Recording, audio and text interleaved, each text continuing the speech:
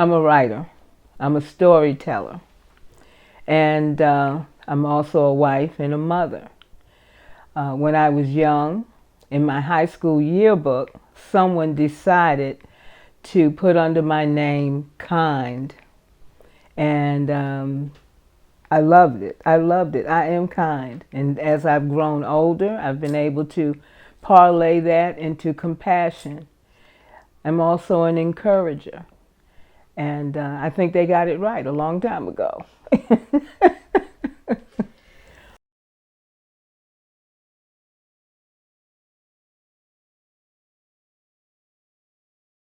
Everybody has a story.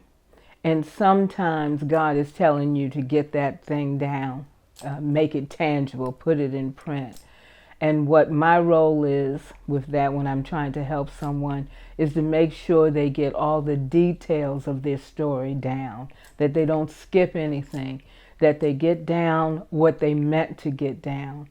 And oftentimes you have something you want to share, but also you're afraid about sharing it. So I like to encourage folks to get it, just tell the full story and own the story, and because you want it to be lasting, you want it to be forever. And one of the things about printing your story or publishing your book or whatever, you're immortal. Your story will be here for the rest. As long as the world is the world, your story will still be here. And it will probably uh, be legacy. And if God has given you a testimony or something you want to share, then He means for you to share it. And my job, my calling, I'm so thankful that I know my calling in life is to help those who would like to do that and do it with integrity. You don't want to be ashamed of what you've developed. You want to be proud of it, and that's important. I'm the founder of the Life Journeys Writers Guild. We're a nonprofit, and we have a series of writing workshops that writers or those passionate about the literary arts can take. And so the Write on Wednesdays and the Write on Saturdays, that's in that series. And that's where a small group of writers will get together. And it's intimate, and we get to share what we've come there to develop. And that's a very nice way. Oftentimes, I will have a writer participate in those anywhere from 3 to 6 hour workshops. And they'll participate in it, and they want to go further. They want to go one-on-one. That's kind of how my one-on-one consulting business started. So I will take a writer who would like to do that, and we literally sit side by side, no less than 4 hours at a time, and really, really develop their story.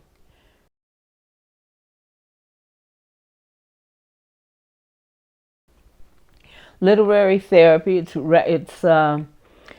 formally recognized in the state of Maryland. And my new news about that is that it is formally recognized nationally. It is also a series in the what we call the Life Journeys Writing Workshop series. And that is when you take that workshop, we're dealing with a lot of issues where we're giving you a voice, a platform to be heard. So it encourages validation. There's a space to write something and to share it out loud and to hear critiques, so you're being heard. In the material that I use, we are covering life skills, we're covering conflict resolution skills, we're learning communication, also critical thinking, critical listening, and critical speaking. We're learning all of those things. And what it does, it's also therapeutic. In literary therapy, we have borrowed from some attributes of mental health what mental health therapists and psychologists and things use, and we've incorporated that in the workshop. And so we're addressing PTSD. We're addressing self-esteem, all those kinds of things. And it's really a mental health beneficiary. It really helps those who are struggling with those kinds of issues. We're using the written word to do it.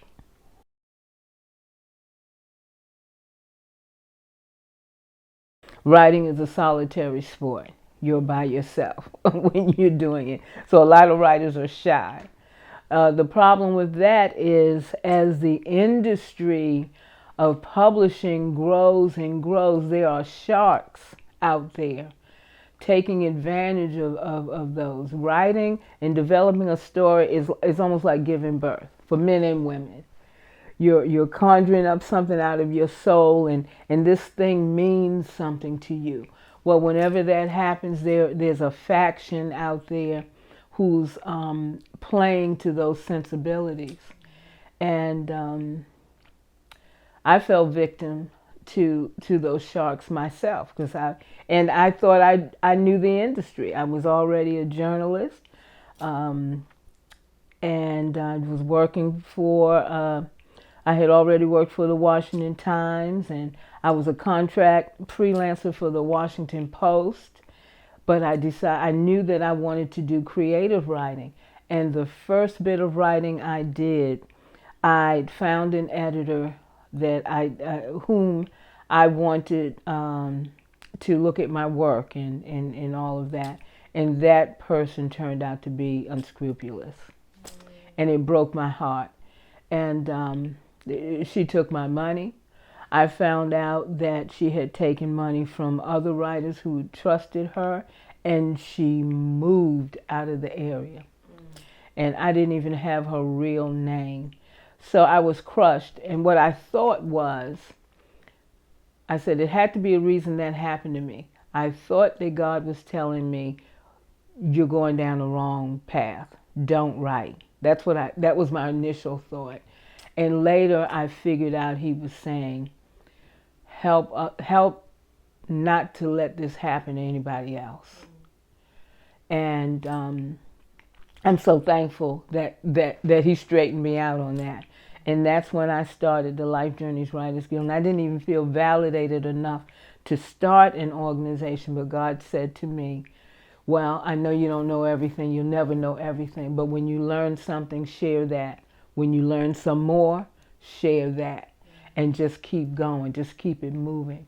And that's what the Life Journeys Writers Guild has come to be, an economic bridge of access, and with live, breathing men and women who can share their experiences. So if they go to one publisher, someone else can say, well, what do you think about that? And the response may be, oh no, don't go there because I didn't have a good experience. Oh yeah, you can try them. That was good. You'll be all right. I'm so thankful. I have 2 novels, and they are traditionally published. And what that means is that, because I wanted some validation in that area. I had already been a reporter, features writer, and of course, if you're reporting, you're working for outlets and newspapers and things like that, you're paid for what you write. And I was secure in that, but I had not sold anything creative writing. And so my first goal was to see if someone would pay me for my work that way. And that's how the novels came about. So my debut novel was and is titled God in Wingtip Shoes. It's based on a real life pastor who falls off his pedestal. And the issue is, with that happening with a congregation, what are we all to do about that? And I'm just so thankful. So God had given me that story. It's based on real life. It's inspired by some real life occurrences. And I had earned a 2-book deal. So after God in Wingtip Shoes, I decided to write the sequel, the prequel, not the sequel. And the prequel is titled Judy Stone, Saved by the Vine. And in writing that story, we meet a young woman who's in a very bad place. She's drug addicted. She's got a lover who may be slash a pimp or whatever. She's got good parents, but she's estranged from them. And we meet her around 19 years old. And being a storyteller and knowing that everybody has a backstory, I wanted to give her a backstory. What had happened to her that would lead her down that path? And I decided to give her my story. At 14, I was sexually assaulted and ashamed and afraid and didn't tell anyone. It led to it was just awful at that time. And I gave that story to this character. In doing so, that book turned out to be dedicated to sexual assault awareness, domestic violence awareness. I'm able to go into places and use that book to discuss those very intense issues. Also about suicide. I remember I was 14 years old. I turned 15 in the aftermath of that, and I considered suicide.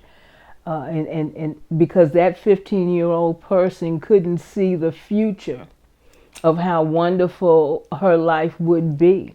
And so I'm able to talk about those issues. And I'm so thankful for that. So usually when you have a story, it's not just about you. It's about what you can do with it and who you can share it with and how you can encourage and strengthen other people. Because I always tell folks, don't worry about the story that ends well. It ends well in the book, and it ended well in my life.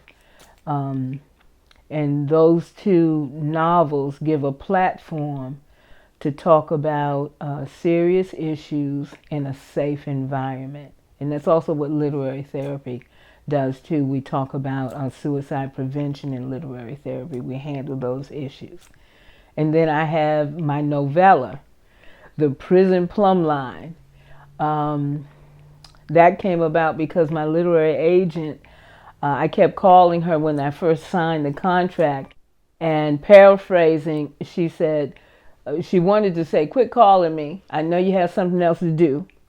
I know you have some other writing out there. Why don't you self-publish something? And I took a short story that I had written and I drew it out into a novella. The Prison Plumb Line is based on the lives of 5 real female inmates. I do prison ministry and I do writing workshops. I conduct writing workshops behind bars. And I was inspired to write that short story about the ladies I had met. I do that with men and women, but these were ladies whom I met at a time where they were most vulnerable, when they thought they wanted to give up. And through the Bible studies and our experiences and the writing workshops and things, I saw the life come back into them, and I wrote about it. That novella has now was adapted for the stage. It's a stage play. I use it to encourage about decision making, about hope, about faith, those kinds of things, about trials, how to get over. Also, to let folks know it's easier to go to jail than you think. So it's about judgment and not placing judgment on people with when you don't know them. And the last thing with that is that it's also been optioned for a feature film. So we're hopeful. We're hopeful about that story. And it's a full circle, because if I hadn't recognized my gift to encourage and to become compassionate with other people and understanding that you shouldn't just judge, which led me into doing prison ministry and doing the writing workshops behind bars, the prison plumb line would have never come about. And so that has given me life to go on and do. And I just would like to spread that to others. I'd like to be remembered for my passion for the literary arts and to share it. I'm thankful that my books make me immortal. They'll be here forever. And also the journey about sharing my story and helping others to share their stories. I always tell folks, I tell you one thing, there's one thing I won't leave here. I won't leave this earth for, and that shoulda, coulda, woulda. Because I had a passion. I finally figured out how to bring it and put it on the front burner and not leave it there on the back burner and just go on and do it, even if I didn't see the outcome. It is the journey. That's true. I've heard people say that, and it's true. And so I want to be remembered for the stories I've written, for the folks I've tried to help when they wanted to tell their stories and build their legacy, and to be an example, to truly know that it's never too late and it's never too early, and that you can operate in your passion. You can make time for it. We didn't say it was going to be easy, but it is possible. I'm a living, breathing testimony of that time was made for my passion, and I'm so thankful, and it's part of my calling. So I'm hopeful that will bring legacy behind my name, and that it'll help somebody.